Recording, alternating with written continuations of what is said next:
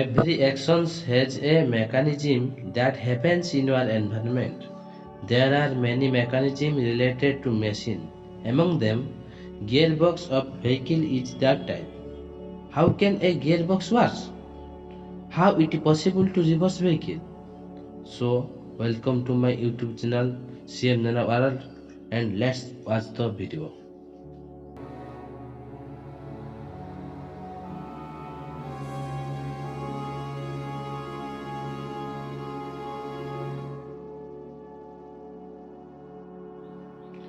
A car is driven by an engine with a given power. However, the amount of torque originating from engine power is not always enough to move the vehicle. So, the torque must be increased. The lower the revolution of the gears, the greater the torque in transmission system. The engine torque is modified by reducing or increasing the number of revolutions per minute. That is called RPM. The RPM can be changed by selecting gears. The smaller the gear that drives a bigger one, the smaller the rotational speed of the bigger gear and thus the greater the torque. To enable the engine to move the gears, a connection has to be established between them, which can be disengaged if needed. This is the job of clutch. The optimal RPM is adjusted by setting the appropriate ratio of the gears. With the clutch pedal released, the engine drives the input shaft and thus the wheel with the clutch pedals pressed down. There is no direct connection between the engine and the input shaft of the gearbox. This enables us to shift gears. To avoid grinding and weary shifting, gears need to be synchronized, which means a synchronizer ring makes that possible, with a clinging surface and sloping edges. The ring equalizes the rotational speed of the pair of gears and engages them, making the gear change noiseless and smooth.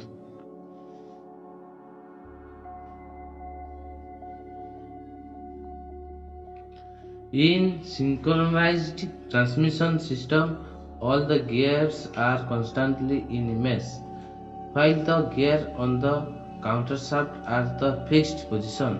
The gears on the output shaft rotate on their own bearings. Shifting between gears occurs by fixing the current gear to the output shaft, so the drive goes through that pair of gears. To get the vehicle moving, we shift into first gear. To get the vehicle moving, we shift into first gear.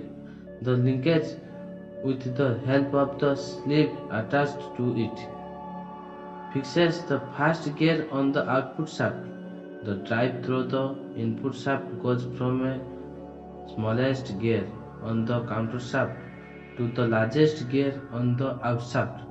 Since more torque is necessary to start out, first gear has with the biggest gear ratio, meaning the smallest gear in the mesh while the biggest one. When the vehicle has reached a certain speed, less torque is required to keep it moving. The ratio of the succeeding gears becomes smaller and smaller.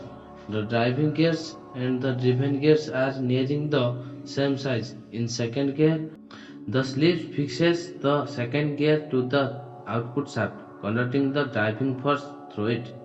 In third gear, the sleeves fix the third gear to the shaft. The drive goes through the third gear on the counter shaft and the third gear on the output shaft.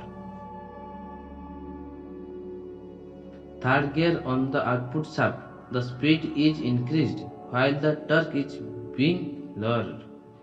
In fourth gear, the speed increased further by lowering torque. In this case, drive goes directly through the input and output shaft. No gears are involved in the transmissions.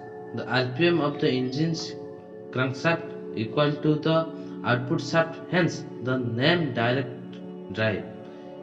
In reserve gear, an additional gear is applied between the last gear on the countershaft and the output shaft. It changes the rotation direction of the output shaft, moving the vehicle backwards. In lower gear, the car is slower than pulls harder. In higher gear, the vehicle is faster and uses less fuel but has weaker acceleration.